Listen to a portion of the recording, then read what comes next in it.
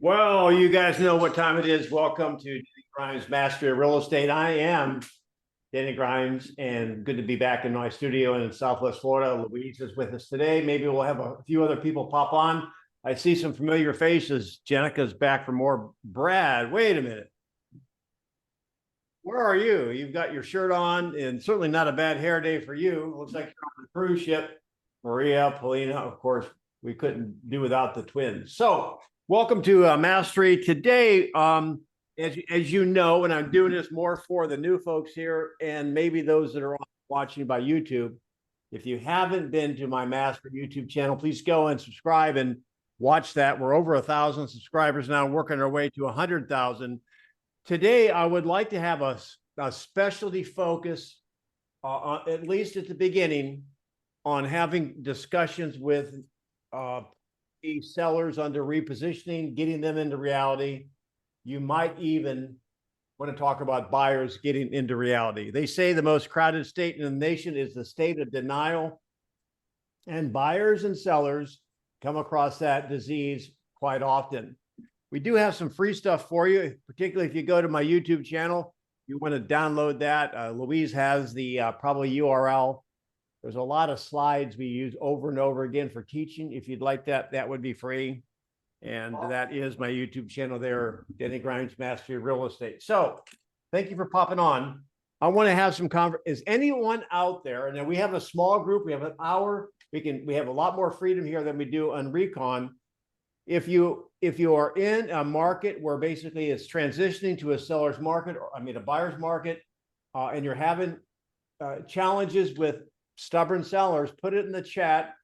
And I'd like to work on some role play with you. I'd like to work on some things I just actually test marketed yesterday with one of my coaching clients that I coach conversationally.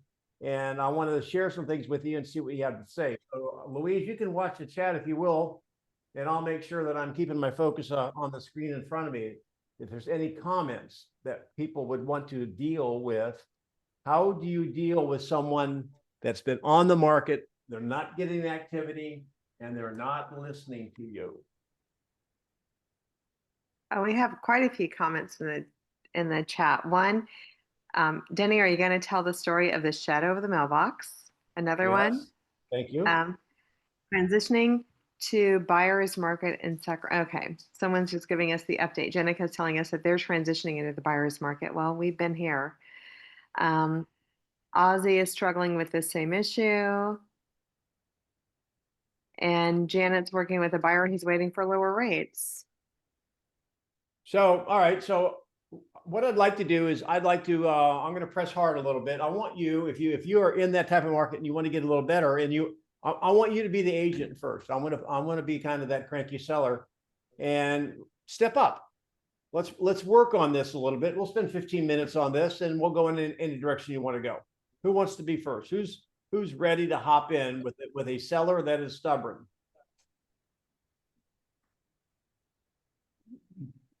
I'll go. All right, Jenica. Okay. So Jenica, so we have been working with you, obviously a lot of progress. What are some of the things you're working on in your conversation? Do you mean what are we working on with our sellers in our conversation? Yeah, I think we made some comments about your tone, right? Oh, what am I working on? My tone, sounding more confident. Right. Okay, so let's work on it some. Yeah. So we are at the table.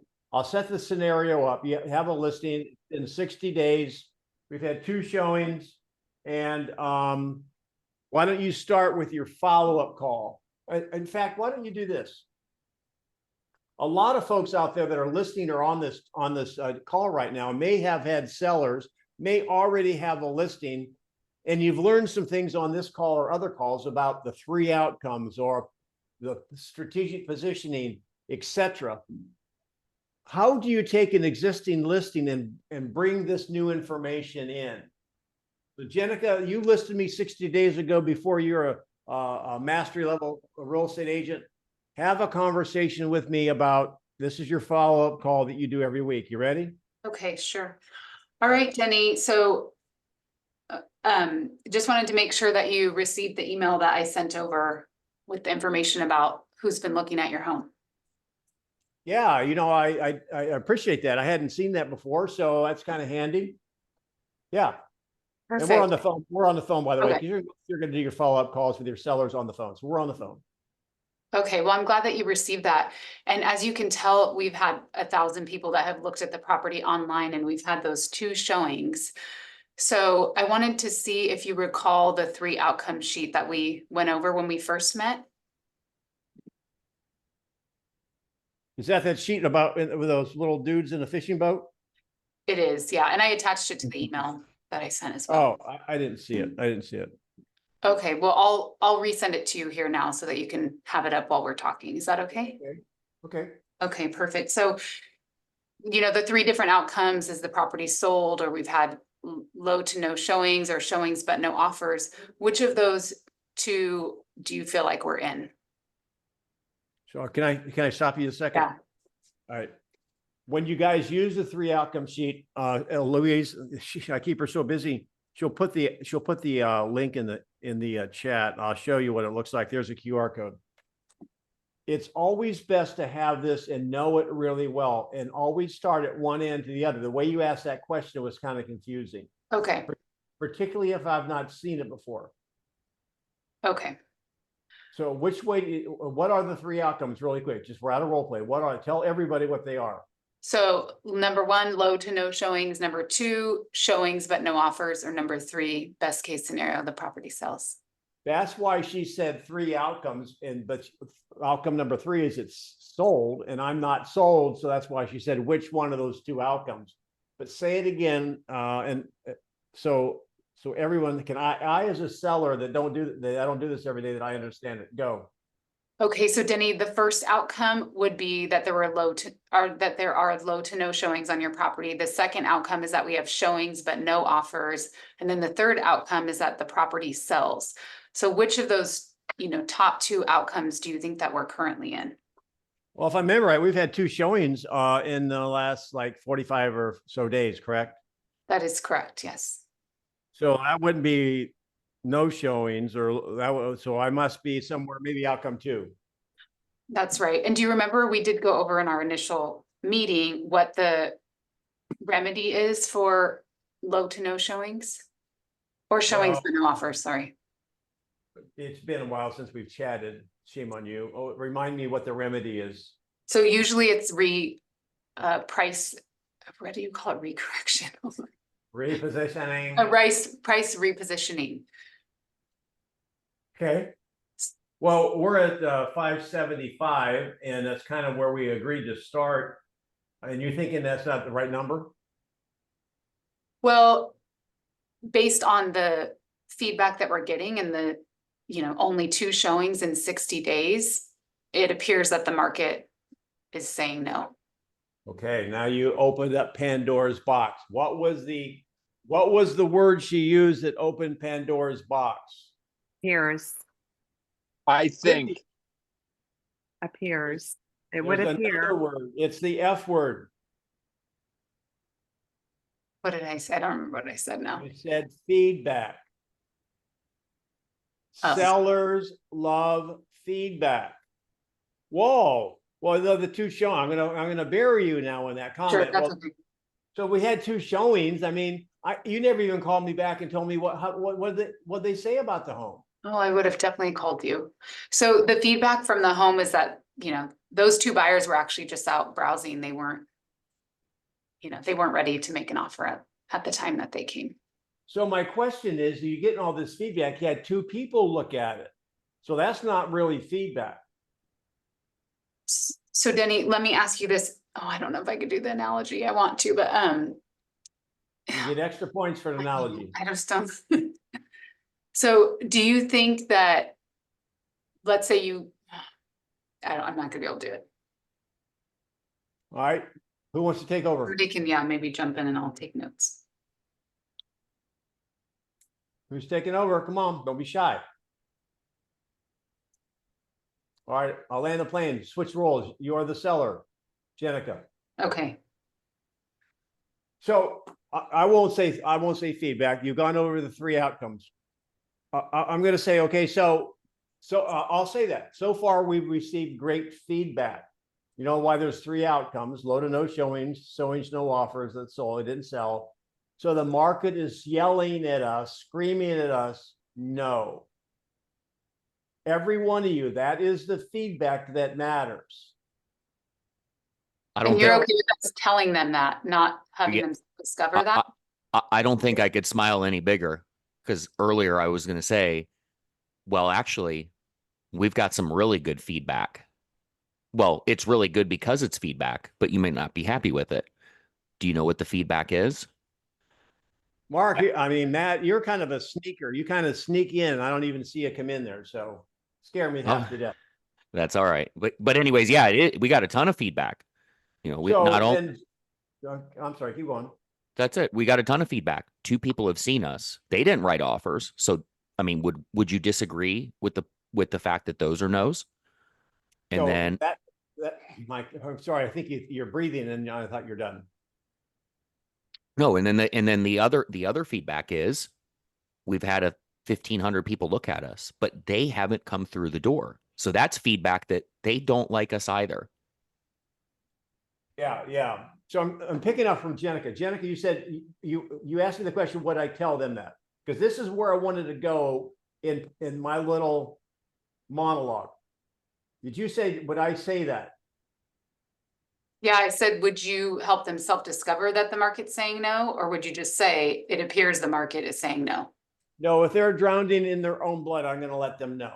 Okay.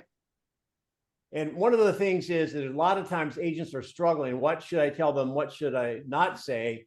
100% you always tell them the truth. We will help you tell them the truth in a better way. However, don't hold anything back. That's where I'm going. So, all right. So now in fact, I'm going to switch gears now that Matt's on here, if you don't mind. Matt, I want you to be the seller who's got his heels dug in at 575. Okay. Now, in our market, let me just say, if you are in a downward moving market,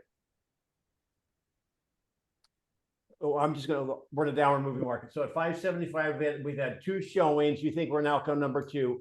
Matt, we talked about before, the remedy would be we are going to have to reposition, right? Yeah, I vaguely remember that. Yes. And so we haven't had a showing. We've had two showings in 45 days, but we haven't had a showing in the last 2 weeks. So I'm going to ask you, are you ready to reposition your home? I don't know if I'm ready right now. Okay, now he's all right. When you say right now, that suggests there may be a time in the future you would be ready to do that. Well, yeah, I mean, we got to get the home sold, Denny, but I'm hoping on a prayer right now that, maybe we'll get somebody else in here to see it like those last two, and maybe it'll amount to something. Okay, and what if that doesn't happen? Then we're gonna have to, I think you've said before, we're gonna have to change the bait. I guess we're gonna have to change the bait. So do you mind if I have a frank conversation with you? No, not at all. That's why I hired you. I'm going to give you some things I've said yesterday, and I was role playing with another client of mine, and I'm going to throw it out there and tell me what you think.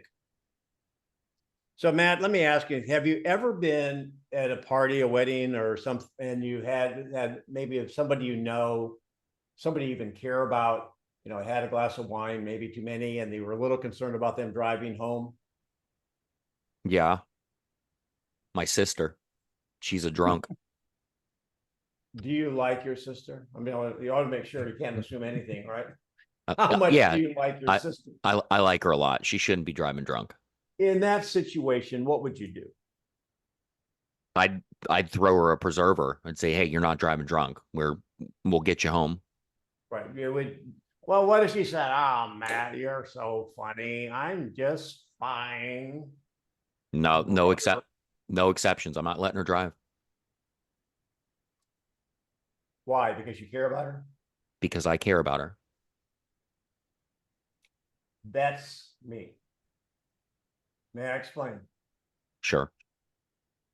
You would do whatever you had to do to get the keys out of her hand because you don't want her to hurt herself or somebody else because you care about her. We've already discussed the market. The market is saying no, and it's not going to change. I'm only having this direct conversation with you because it's my goal to get the keys out of your hand because I don't want you to drive your equity into the ditch. And I'm doing it because I care about you. Okay. I So appreciate that. I'm going to stop for a moment. How many people think they can deliver something like that in the appropriate moment? We are having conversations with sellers in our market. It is not going to get any better. I can say unless there's an external event in the marketplace, maybe if Trump and the Fed find interest rates to drop or something happens, we can't control the external environment. But I can tell you in the market we are in right now, in a downward moving market, your sellers have zero chance. Hear me. If you are an outcome number one, they have a zero chance of the outcome changing in the short term. Zero. So are you willing to have a frank conversation with them about that? Another thing that I came up with, we were having fun back and forth. So Matt, if you dropped $100 bill out of your pocket, would you slow down enough to pick it up? I think so. I find that surprising. You know why? Why? Because your home is bleeding $100 bills every day and you don't seem to care. Fair enough. You see what I'm attempting to do, you guys? Now you guys got to pitch in here a little bit. Or you know what? I can tell, last time I drove by your house, I took a look at it. You know what I saw? I saw $100 bills flying out of your chimney. Well, not in Florida, not many chimneys here. So I want you to get to the point where you are so convicted that if the sellers don't do something different, why are you even dancing? Mm-hmm. So what are you guys hearing?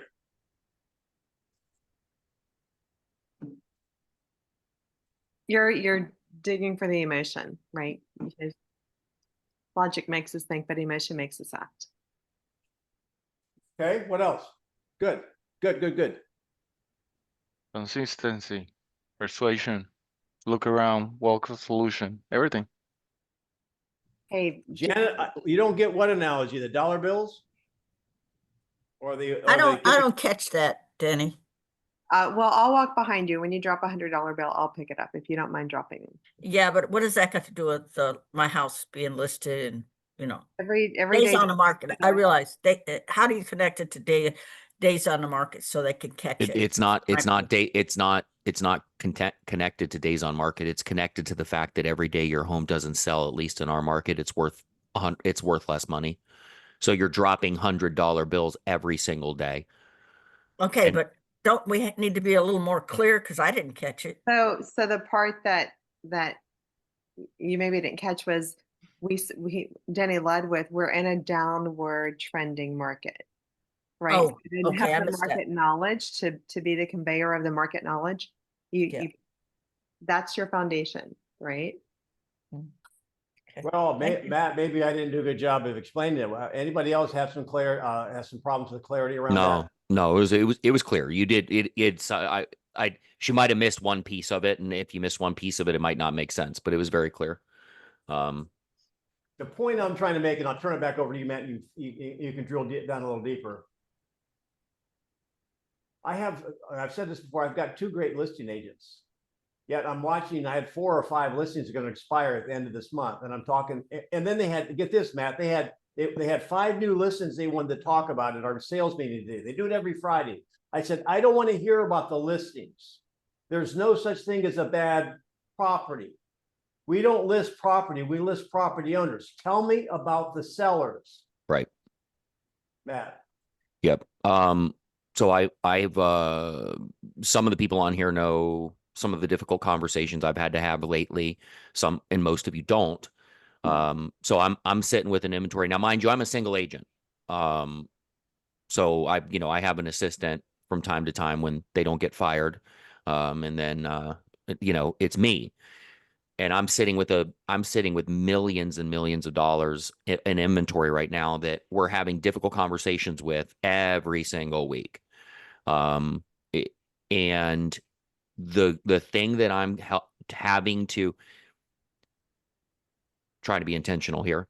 The thing that we're having to help our clients self-discover is, as Denny mentioned earlier, we care. And it's because back in the day, when you did a market update, you might have to do one of them because then the house would sell. For the most part, in Denny and I's market, since 2014-ish, 15, 16, in there, you'd have to have one or two market updates and then it'd be sold. In 2018, it hit a little bit of a decline. And then it was just like, Jesus, take the wheel. And you never even had to call your clients except to present 35 offers. So as we're doing these updates on a weekly basis and these properties are sitting, what I'm seeing, and this is just a little bit as a caveat to what Denny's saying, our clients, some of them are starting to think that we don't care or we don't think their home is nice and things like that. So we have to have conversations just like Denny did, that drunk driving analogy, the sister at the wedding, to help them self-discover we still care and we're here to throw the lifeline. And I just had that conversation yesterday with a client because she felt that I was saying her home was a piece of junk. Because every week we're saying the market said, no, she's had one showing. She's been on the market 60 days. And then here's the thing. We had an hour and a half long conversation. My teeth were itching because I can't stay on the phone more than 5 minutes. But we had an hour and a half long conversation about how much I do care about her. And it's because I care that I have to have these difficult conversations. But here's the last thing I'll say. I apologized. I swallowed my ego and I said, I am sorry. Will you forgive me for anything that I've said to lead you to believe I don't care? And she forgave me. And then we had a great conversation about what the market's saying and blah, blah, blah. She emailed me the next day and we repositioned it by $30,000. But it was, people don't care how much you know until they know how much you care. So these are tough conversations, guys. Denny and Matt, it Hi. sounds like, we talk about pain and pleasure. Sounds like you're just throwing the pleasure out and just going for the pain. Yeah, well, there's not, Denny nor I have pleasure, pride, or joy in having the difficult conversations, but that's why they hired us. It's just like when you go to the doctor to get a diagnosis for cancer, heart surgery, whatever it is. You're not going there for the doctor to say, you'll be all right. You'll be just fine. You don't need to do that. Go home, drink a beer, eat a fatty steak. No, you're going to be dead if you do that. So we have to remind them of the pain, but at the same time, they also have to know we care. What I want to happen, and you guys here, because this is mastery, and you are working your way towards mastery, as we all are. I don't think you ever quite get there.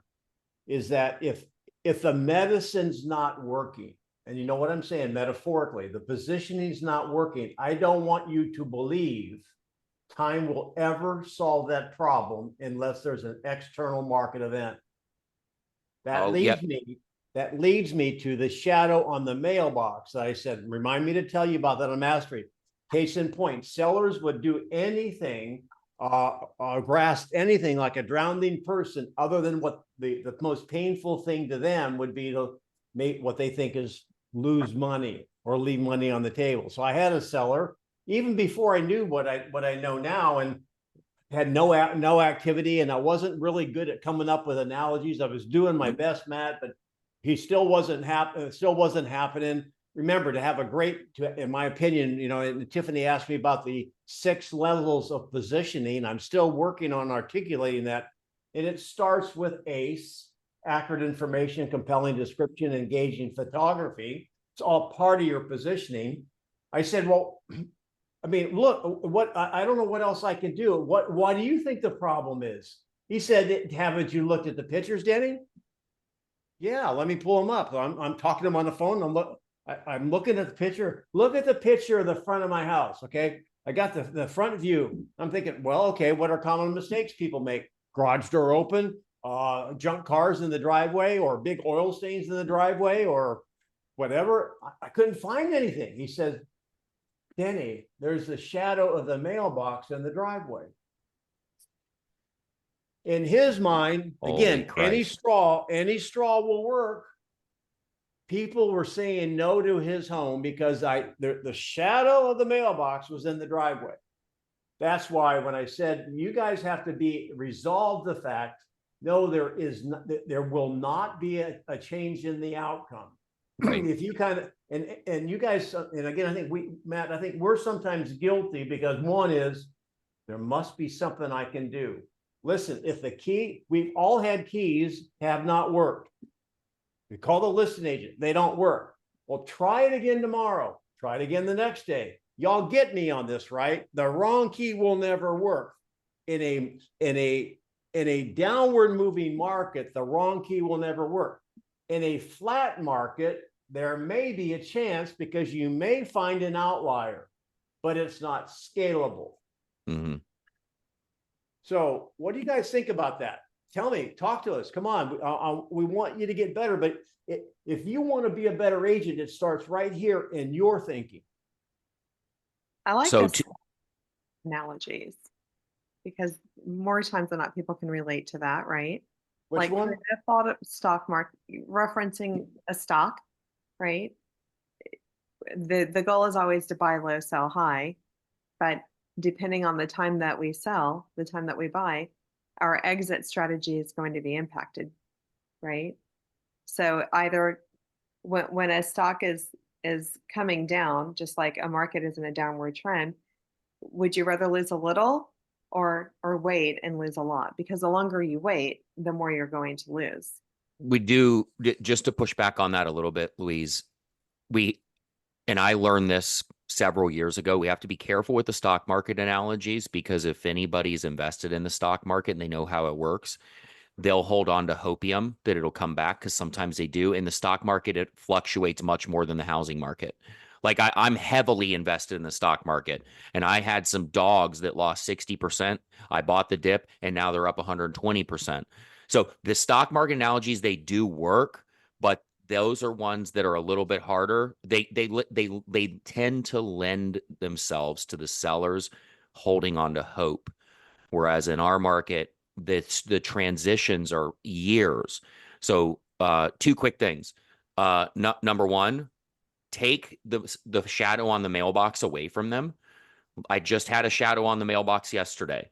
The owner, we just put it on the market. The owner said, well, the sign sits back a little too far from the road. Maybe we need to move it up a notch.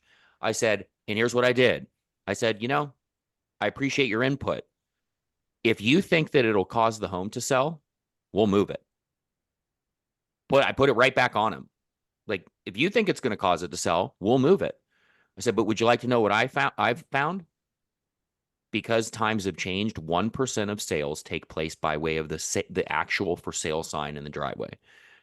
The for sale sign in the driveway is actually more beneficial for me because it's buyers that are just out driving around. But if you think it's going to help sell your home, we'll move it. And he said, nope, you're the expert. And I said, okay, very good. Appreciate it. So take it away from them. Take the objection away if you can and say, well, if you think it's going to do it, we'll change it. The second thing is, I use this analogy. Well, and you guys have all probably heard me say one of two pains before.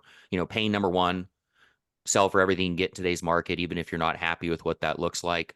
And pain number two is you don't sell, but you keep it for 3 to 5 or 7 years, however long it takes for the market to come back. And that's what I did yesterday with the client. As I said, well, you have two hards in front of you. I used a hard instead of a pain. I said, you've got two really hard decisions in front of you. Hard number one, you reduce the price to cause it to sell today. And I don't know that number. You don't know that number, but we'll know when we get there. Hard number two, you don't do that. You keep this house. You keep paying for this house and writing checks for it over the next 3 to 7 years. And at some point, you're going to look like a superhero because you're going to make more money on the other side. But how much did it cost you to get there? Which hard would you like to choose today?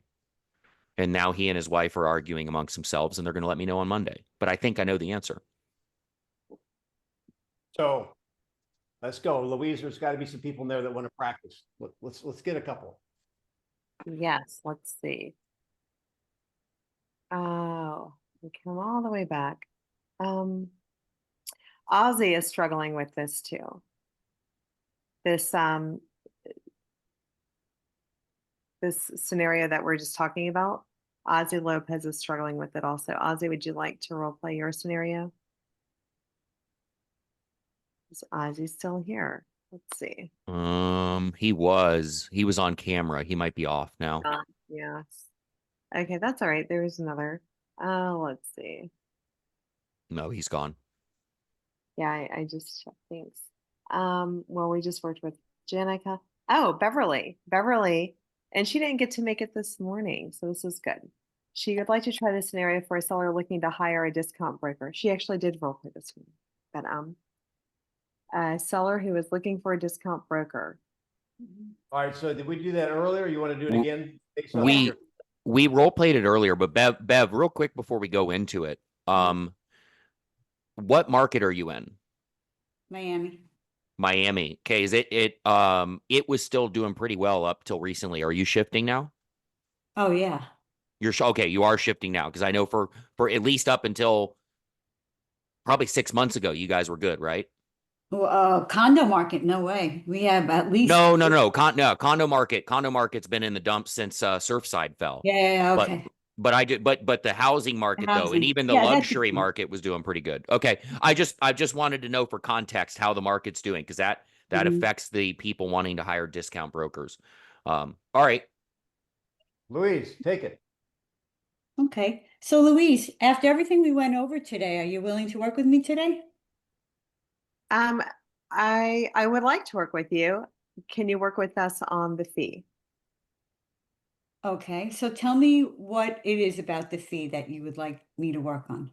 Well, I feel like it's not very competitive or as competitive as some of the other agents out there. Okay. So when we, and I will address that for you, but besides that, are there any other reasons why you wouldn't be hiring me today? No, that's it. Just fee. Okay, so let's talk about that a little bit more. Tell me about what some of the other agents have mentioned to you.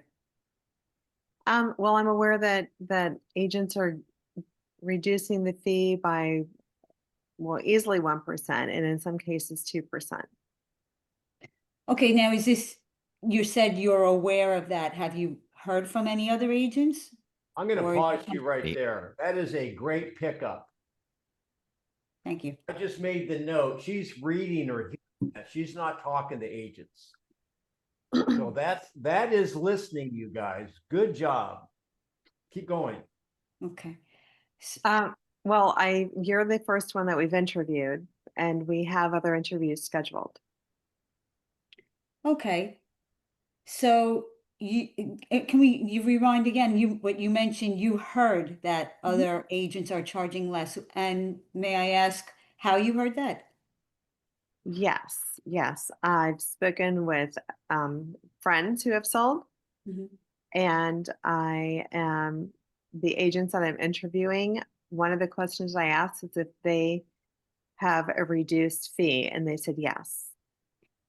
So when we spoke earlier, you mentioned that you had to get out of the Miami area because you had a job relocation. So tell me what's more important to you, trying to relocate and get to that new job or trying to just hire a discount agent? Well, what's important to us is to sell so we can get over there, and we know we have options. Okay. So Louise, do you mind if I ask you a question? Sure. Okay, so if you were in a serious situation, you were going to hire an attorney, would you look for the attorney who's going to get you out of that sticky situation, or would you try to bargain hunt for the lowest price? What would be most important to me is to know that the professional I hire can get the job done. Okay, so after all that we've spoken with today, besides this commission that you're talking about, the numbers that you're looking at, do you feel I'm the right agent to handle the job for you? I feel like you're a professional. Yes. Okay, great. So if we get this, if we agree to work together, All then right, I'm gonna call time. Now you're going back around that mountain. You've already kind of Yeah. crossed it, but I Yeah, I do like did. I like the way you hit it the second time, kind of getting the closer to the knuckle bump. Couple different things I'm gonna say. You know, if you are in and what's going to happen organically when the tougher the seller market gets, the fewer people you'll compete against on fee. Like, for example, I'm talking to people in Florida, you'll get this analogy. If a hurricane's off the shore of potential low pressure areas off the shore of Africa, people don't run to Home Depot to buy generators yet. However, when you start getting tropical warnings, there's people, it looks like Black Friday at Toys R Us, people buying plywood and generators. And when they're trying to get that in bottled water at the supermarkets, they're not worried about a discount because they have a storm coming. So discount brokers will go by the wayside when you get into a tough market. Yep. The thing that I think you should have done, and you spent a lot of time talking about it, really, what is the range of value you're looking at on the fees, Louise? Number one, you said your friends have lower fees. What were they? I mentioned 1 to 2%. You did. What? Okay, and what did that represent? Yeah, we never got like that amount because it could have been like 7 reducing down to 6 or reducing down to 5. Well, 1 to 2%, is that total? Is that a buyer side, seller side, etc.? And again, there's a reason I am building my case. And then she said something that I picked up on, that everyone should have this. No, it's not a Game Boy. Who remembers those? She said, do you have a reduced fee? We do. We have a fee schedule. We have that. You never got to the point where you got to talking about the delta, the difference between your fee and that fee. Most likely in most conversations, it's going to be a half a point or a point. Now, then you basically say, okay, so if you're going to hire the attorney and they were like $3,000 more, but they were better, or a surgeon, blah, blah, blah, you're dealing with a finite number, not a, intangible. Yeah, you're not arguing against the wind. So generally, Bev, you did a great job of being confident in the level of questions, but I think you ran out of gas and to start to go around the mountain again. Are you going to work with me, or if we agree on fee? Matt, what are your comments? I'm going to be a little tougher on you, Bev, because I know you can handle it. If you were at the table with somebody like Denny or I, we would have ate your lunch, because it was like a different, the way that you were handling the objections was like a new book each time you went in. So it's like you closed this book, you didn't really read the book, you just closed it and moved on to the next book. Does that make sense? Versus like seamlessly handling it, like it's you're reading the whole story. So, and it goes back to the beginning. In the beginning, she said, we want a competitive fee. Stop right there. What's a competitive fee look like? Okay. And then you get that number, 1 to 2%. Okay, 1 to 2% as opposed to what, Louise? And you don't have to answer. I'll just go through it quick. So 1 to 2% and then she'll tell you, well, just 1 to 2% off the total. So, like, 5%. Okay. Gotcha. And you haven't interviewed these realtors, right? No, I haven't interviewed them. Okay. So we're hoping they offer you, 4 or 5%, somewhere in there. Is that right? Well, but if those agents didn't exist and their discounts, these supposed discounts didn't exist, do you feel I'm the right realtor based on all other metrics? And then the answer would be yes. Okay, then you go into the soup to nuts where you start using analogies. All right, how do you think a fee of that, or you could go, sorry, you went into it's important for you to get to X, Y, or Z. You could ask a question around that. How important is it for you to get to there? And what's more important to you if you only could choose one, getting to there or a discount. If you could only choose one, all right, how do you think that that would benefit you to the lesser fee, whatever? Do you see where I'm going? It's instead of like not finishing and not drilling down, it just be more seamless. Be more curious is really what it is. And then take them where you want to go. From a mindset standpoint, just like I used the examples of the generators, typically stores run out of bottled water. They run out of generators. You know what I'm talking about. There is a finite number of them. Hear me, guys. There is not an infinite supply of buyers for sellers. There is a finite number of them. Do they want to wait and wait for a generator to go on discount, or do they want to be the ones that get the generator before the storm hits? Just internalize that. It's not like, well, it's okay. There's buyers everywhere, like seashells. No, there's only X number of homes that are going to sell, and you can't change that. Do you want to be one of the ones that sell? And if that's the case, is the discount, is 0.5% worth it? Right. We're tripping over dollar bills to pick up nickels. Yeah, Janet, dropping $100 bills and not picking them up. All right, who's next, Louise? Adriana has a question, but before we do that, I just want to say, Beverly, wonderful job of picking up on my Yes. words, because I said that on purpose to see if you were paying attention, and you were. Yeah, you did. You did. And my feedback, Bev, don't take it too much to heart. Just you have all the pieces of the puzzle. You just weren't putting them together as seamlessly as one should, which then if you're in front of that right seller, someone like Denny or I, very like type A, we're going to stop you when we smell garbage. It's like, no, I want more money. Do you see what I mean? Yeah, 100%. And I don't take it personally. Thank you. I appreciate it. job. Adriana has a question. She just signed a listing agreement for a house that is tenant occupied. She would like for it to be vacant for showings and open house opportunities, but the landlord or the owner would like to keep the property rented so that they can continue to collect or receive income from it. I have a hot take, but I don't want to say it. Hot take? Is it I like have a a hot tamale? Why don't I you- got well, I've got a controversial opinion. Okay, Alright, go well- for it. I want opinions. I give it back to him. I give him his listing back. Okay, Yeah, it because here's the thing. Number one, what he's saying is it's more important for him to get money than it is to sell the property. That's what that means. When they say, I don't want the tenant to be out because I want to get the money off it, selling's not that important to him, only if it's convenient.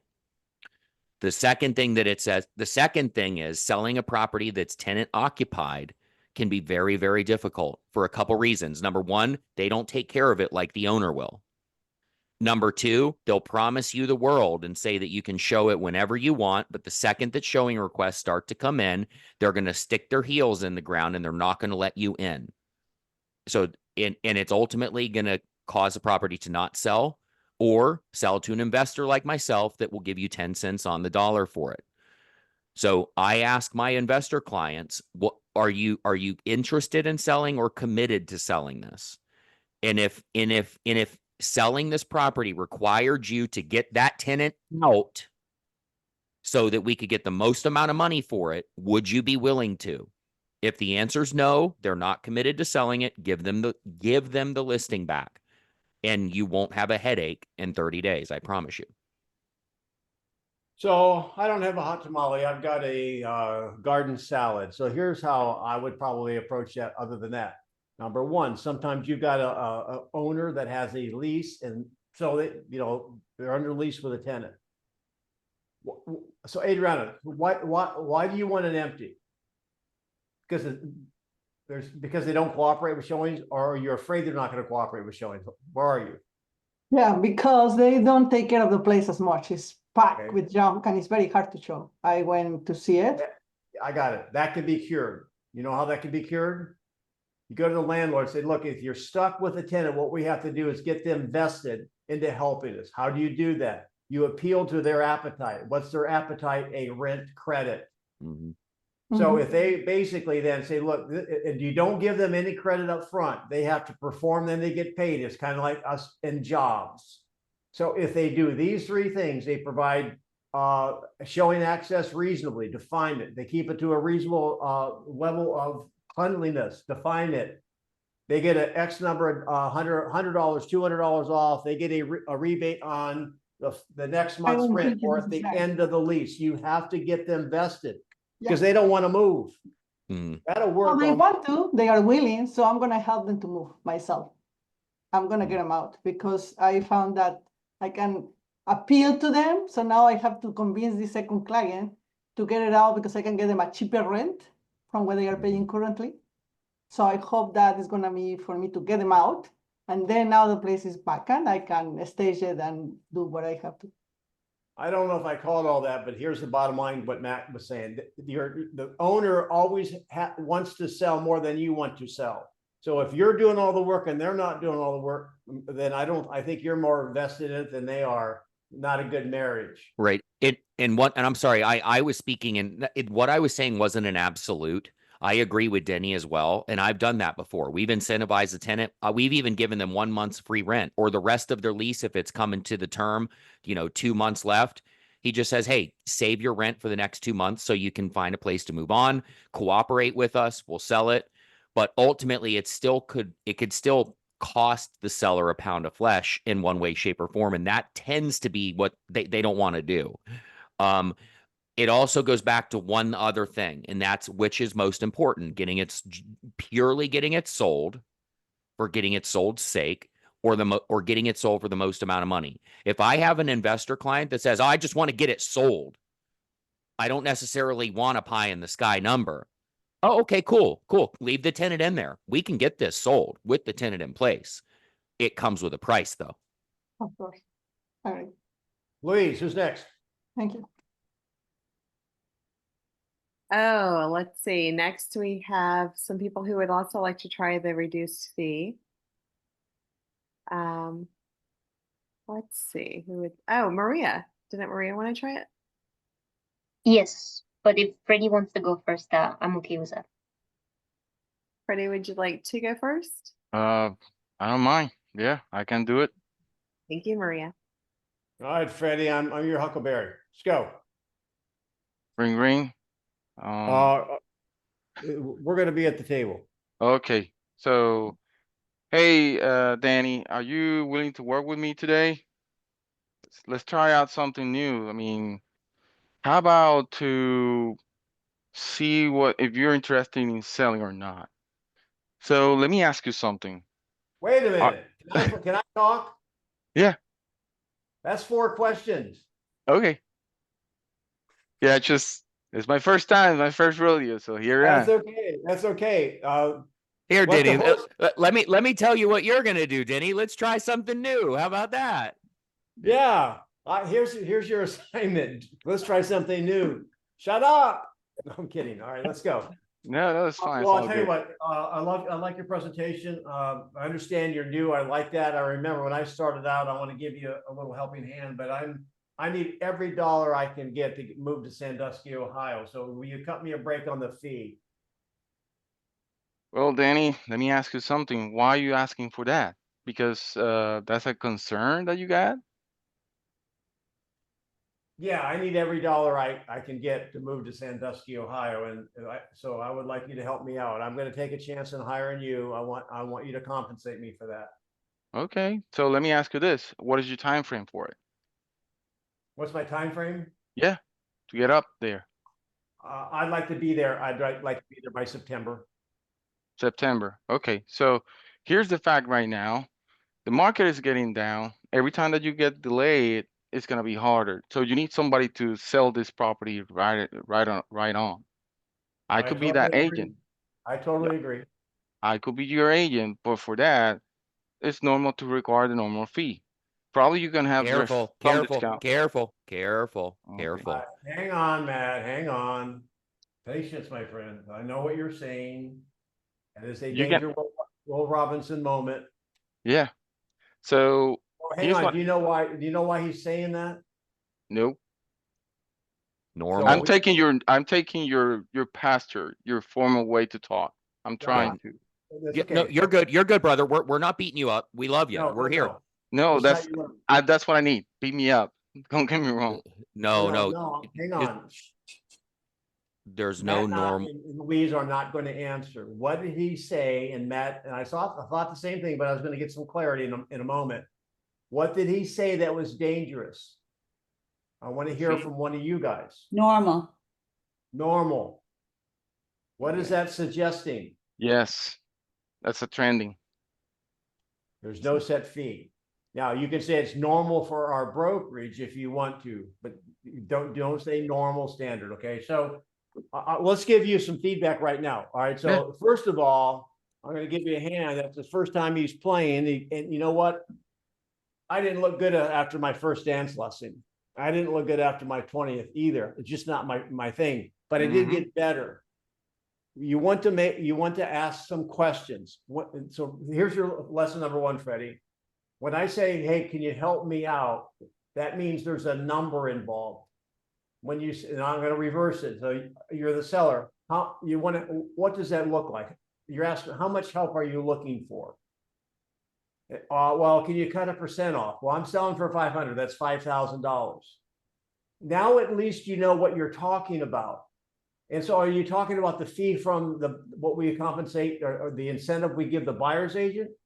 I mean, my fee is non-negotiable. Write that down. However, are you talking about that? So the model, Louise will put it in there for everyone that's watching. If I can't find the slide really fast, right here. Whoops. Yeah, I put it in earlier, Denny. I'll put it in again. Just that's kind of model to follow. Matt, any feedback there for Freddie? No, like I said, brother, we love you. And that's why we want to ensure that we're very intentional with these things. Just stay away from like really anything in real estate, making universal statements or standardizations. There's a reason why it's called practicing medicine, practicing real estate, practicing law. It's because there are typically no standards or absolutes. So when you start to speak in absolutes or standards, it will result in you hearing at some point in time the famous last words of real estate, which are, "But you said, Freddie." Yeah. Got it. Be careful. Okay. All right. I think Maria's next. Maria, you get to go with Matt. So Matt, are you ready to move forward with me today? I am, but I need you to do one thing for me. What would that be? Cut your fee. When you're saying cut your fee, well, what do you mean? I'd like a discount. Can you tell me more about the discount? What do you mean? Tell you more? I would like a discount. I want you to do it. You're doing it for 7%, I think, or something like that. I want you to do it for less. And what's less to you? No, I gotta stop you guys. And these guys, I mean, Maria is a student. Notice that's 4 or 5 questions getting what? What's the C word in this model? Clarification. Clarity. You don't even, I mean, obviously, if you want to hit a target, you got to find out where the target is, and you're blindfolded unless you find out. That's exactly. So if you want to go watch this or you're watching it, rewind. What she's doing is a classic interrogation. And notice how she's not faltering either. God, like I've got goosebumps, literally goosebumps right now, because it was just question. And she wasn't sulking away or like, oh, well, here's what I mean. No. She's like, tell me, what does that look like to you, dummy? Yeah. Keep going. She'll get right back on track. Keep going, Maria. All right. So, here's what it looks like to me, Maria. I got a flyer in the mail the other day and they said that they would sell the house for 4%. I was hoping that the brokerage fee would be something similar to that. Mm-hmm. And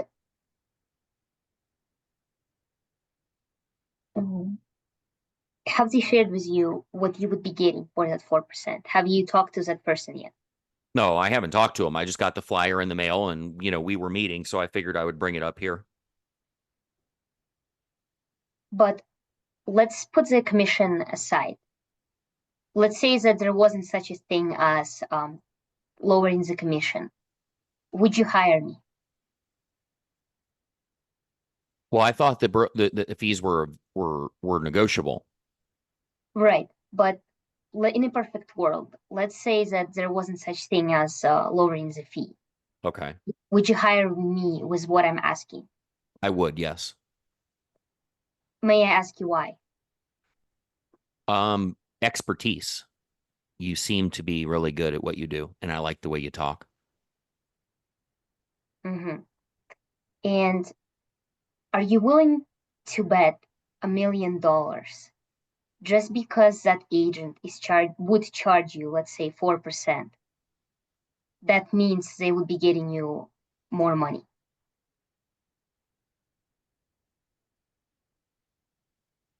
Probably not. Why do you say that?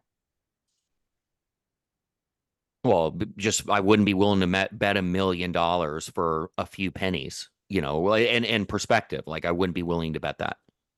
Mm-hmm. So it sounds like expertise is important to you, Matt. It is. Would you pick your surgeon the way you would pick your real estate agent? Like you're picking your real estate agent right now? No.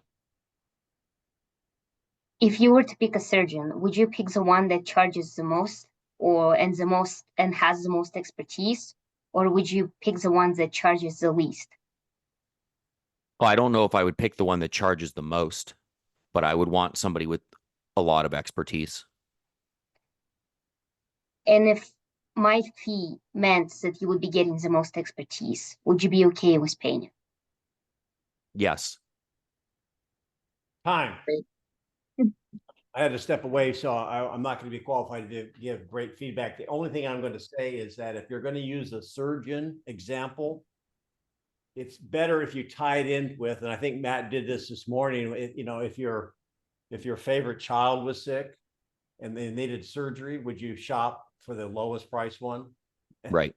Yep. Maybe you don't say favorite child, but you know what I'm talking about. Right. If your child, Maria, I'm going to reverse it real quick. Maria, I'll ask a question because I like the question you asked, Maria, and I'm going to change the words a little bit. Maria, would you hire if you had a medical emergency, dire medical emergency, like you ride motorcycles, you hit a pothole, your neck's broken, you're laying in the ditch. Would you try to hire the doctor to fix you like you're trying to hire me right now? Based on a discount? No. Okay. Gotcha. So you have a life-threatening illness and you need to get it diagnosed. Who do you want at the helm of taking care of you? Do you want the most experienced surgeon, regardless of what they charge, because they're the best at what they do and they could do it in their sleep and they've done it the most amount of times? Or do you want the Dollar General of surgeons? He's got a good price and a 3-star review on Google, and he might be able to do it. No, I want the best. Okay. One thing I want to say, Matt, when you say dire, you're going to have some people say, and this I'm asking, I want you guys to know this. The seller may say, I'm not in a hurry. Well, here's the thing that's our job. If you're in a downward moving market, they had better be in a hurry. Why? Going back to the beginning of the call, they're bleeding $100 bills. They may not be motivated, but they're losing equity every day. Mm-hmm. So yeah. So when they say because I've had that before. Well, we're not in a hurry. Well, I understand. The good news is, Maria, my timeline's aligned to yours. So I'm ready to sell your home the second you are. My question to you would be, with you not being in a hurry, would you be disappointed if in 3 months, not in a hurry, 6 months, not in a hurry, your home was worth 10, 20%, was worth 10 or 20% less. And we're debating over 2% right now. So when he said we're not in a hurry, that's exactly when I would say, well, let me ask you, if you dropped $100 bill, would you bend over to pick it up? Yes, I would. Well, that's surprising because you're bleeding $100 bills of equity and you're not doing anything about it. So it might create some urgency. Before we go, I want to hear from someone who can convince me as a seller that's been on the market 60 days and we're an outcome one. I want somebody to give me that conversation. Well, we're getting rid of the little pink dumbbells. We got 45s in our hand now. So who wants to do it? Can I try it, Danny? There is no try, but of course, fan. We're at the where you're calling me 60 days on the market. We've had one showing. Go. All right, Danny. Based on Hello, have- hi, fan. How are you doing? Hey, I'm doing good. Thank you for asking, Danny. You know the drill, right? I'm sorry. You know the drill, right? Oh yeah, I know. It's like you're gonna strong arm me to lower my price. Well, not necessarily. Let's talk about some data based on what we have on the market, and then based on how many marketing activity that we have, and based on what I sent it to you, and what do you think we're at right now as far as outcome? Data probably won't win you anything, and marketing activities won't win you either, unless you're going to give me the analytics of the marketing. That data, you need to lay the card. So I don't want people to be confused that, oh, we put an ad in the shopper and we, handed out flyers to the neighbors. You had 1,100 people look at your home this week online, blah, blah, blah. So you went through that, like the 3Ms. I didn't show you that today for the 3Ms. But you know what? Here's the thing. I'm not in a hurry. I have no timeline. I like 500. That's my lucky number. And I'm not going to change the price, fan. Yeah, I don't. Well, Denny, the least thing I want you to do is to twist your arm and doing something that you don't want it to do. Now, here's the thing. Let me ask you a question. Whenever now you're a seller, but what I want you to do is take off that hat and put another hat as a buyer, as if you're hiring me as a buyer agent. Now, whenever you look in those market data, 425, 450, and 475, and you're saying, Denny, I like that crown molding, I like that landscape, I like everything that the house present. And what do you think as a buyer that you would submit an offer based on? So let me pop in here. Sometimes that will work early on. At some point in time, you guys, when you've got a immovable object called a seller who's dug in, you got to get right to the crux of it. What's the crux of it, you guys? What is the bottom line? I know Matt's dying to answer it, but he's holding back, waiting on you to answer it. The market's saying no. All right, now you're cooking a little bit. Keep rolling. You're going to have to get a little dogmatic with these people, and you don't have to be a high D direct. You can be kind, like Jenica is. However, Rick, go. What else? Market saying no. What else? The market's saying no. How should we respond to that? No, well, I'll tell you. Let me just show you, and then Matt can Okay. I abbreviate it. Matt may use more words than me. All right, Rick. The market is saying no, and it's not going to change. So we can continue to have these calls for a week or so if you want, but I won't have anything to share with you. Now, let's talk about you are moving to Sandusky. Is that still important to you? Of course. That's surprising because your actions speak otherwise. So But the bottom line is, I mean, I'm kind of being a little bit direct, but at this point, Matt, with some of our listings and the way the market's going, I'm becoming a little bit more direct. 100%. 100%. You are behaving as if you don't want to go to Sandusky. And so here's the thing. I may go through, look, I understand I'm attempting, I go through your friend had too much to drink, you're going to get the keys. I care about you. That's why I'm having this conversation. Not the last thing, but one thing I want to say before we end, you guys on these calls, I'm agnostic. I want them to do the right thing, but you know, I'm not going to lose a wink of sleep if they don't. My job is to get the keys from your hands because you're driving your equity into the ditch. And if equity is not your problem, you want to be with your family. You're saying no to family because of your stubbornness. It will not change, Matt. Yep. I really don't have anything to add to that other than, guys, it goes back to just choosing your hard. You're going to have a hard either way, or you're going to have to choose which pain, use hard or pain, whichever one you want. And the pain that they're experiencing right now is Rick, you're telling me it's important for you to get to Sandusky or wherever you want to go. But it seems like that is the least thing that matters. That is the item of least importance to you right now. What it seems like you're telling me is that what's more important is for you to get this amount of money out of the property. Is the market working for you or against you? against me. Okay. So is your home going to be worth more or less tomorrow, theoretically speaking? Man, I hate to say it, but yeah, probably less. Okay. So which hard do we want to choose?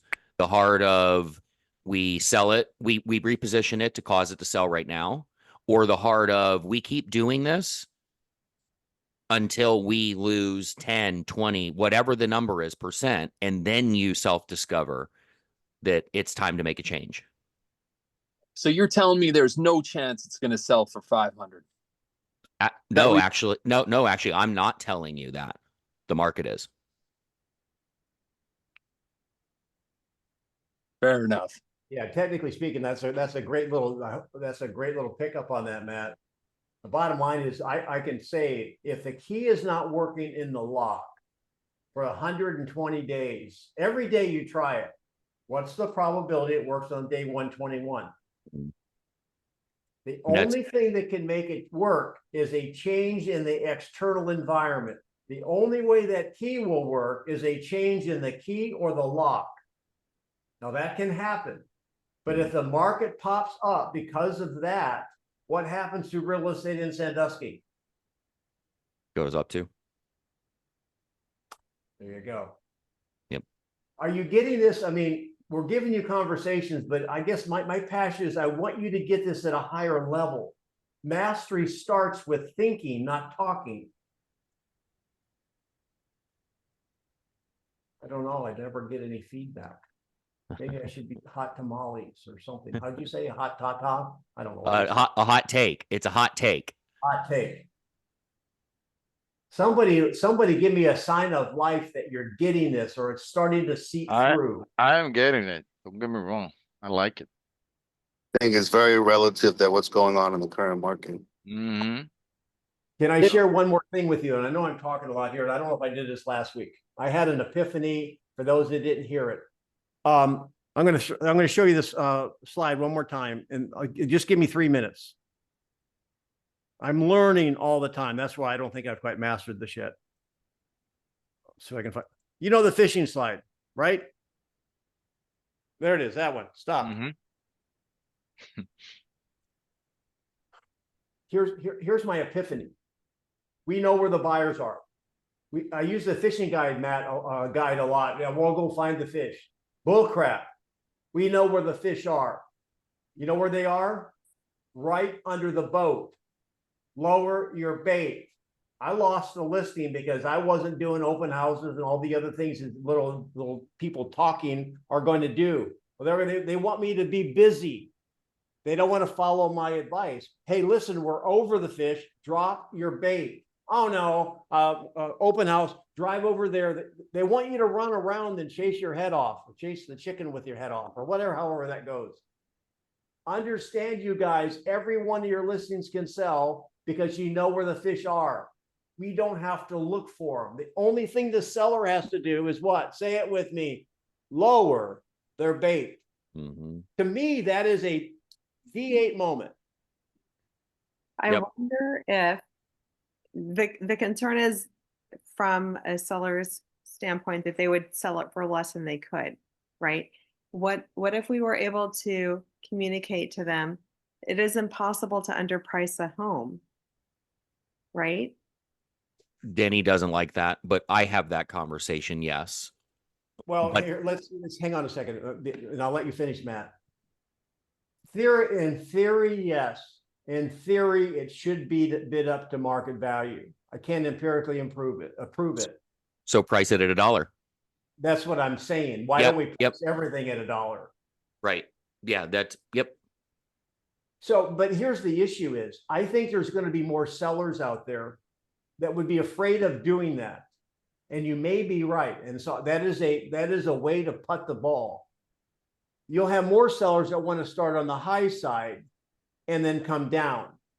I'm saying that philosophy will win you more listings than say, let's underprice it and that's like hop out of the plane, a parachute will be there. Don't worry about it. That's the difference. I think both strategies are solid. And there's nuance guys. So like, let's just table that underpriced conversation for today. There's nuance to it. You don't intentionally do it. There's methodology to it. So let's not get too convoluted today on that. But yeah, that's it. Ultimately, it's when they to Louise's point, they're afraid because they don't want to sell it for less than they could. And when my clients say that, because I just had one say it yesterday, I said, hey, I get it. I wouldn't want to if I were you as well. This is a hard decision. Here's one thing, but we do know one thing. Meaning we don't know what the ultimate number is. We know the one we have isn't right though. So which direction would you like to go? Matt, I appreciate your help in this. Louise, did you get something out of it today, you guys? Go to the YouTube channel and give us a like, maybe tell your friends to join us. Before you go, share something that you learned today.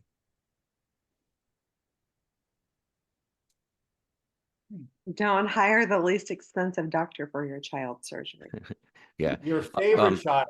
So Your your favorite child, Mario, the current selling price and our marketing strategy are not aligned to work effectively together. Be very careful, my friend, when you talk about pricing strategy and marketing strategy in the same conversation, because they'll say, you're right. We need to market more. Marketing's a drug and they're hooked. You're the pusher. I like how Matt said, I'm not telling you no, but it's the market. Like, oh, you're saying it's not, it's not, you're telling me it's not worth that. It's like, well, that's not me. It's the market. Yeah. So, Matthew Sharp's not telling you any, I had this conversation 3 times yesterday. So Matthew Sharp's not telling you anything, and you're not telling yourself anything. The market is. And would you disagree with the fact the market is saying no? They say, no, I wouldn't disagree with that. Okay, great. What are we doing? So I learned that we're going to have to be more direct to our sellers while showing that we care. I hear you on that, and you're absolutely right. And direct can be misinterpreted too. You're going to have to be more convincing because you're convinced, and find a way to make them understand it. You're going to have to be more convincing. Sometimes it's direct, sometimes it's with a hug. Although I gave a hug back in like 62 and I didn't like it. Matt's name, I got a new one for Matt. My friend Matthew is his name. And this goes back to Tiffany. So here, put in the chat if you like this. My friends call me Matt. My past clients call me Sharp, or think I'm sharp. Yeah. I Yeah. think it better think I'm sharp. And All then right. then the last text I sent and the group text was I am right so often they named a permanent writing instrument after me, Sharpie. And you're just as bold unless you get the fine tip. All right, guys. Have a great, today is Friday. I think I'm always behind a day or two. Have a great weekend. Thank you for being on Recon. I appreciate it. Matt, Louise, love you, mean it. Knuckle bump. Sayonara. See you Happy guys on hour. Monday.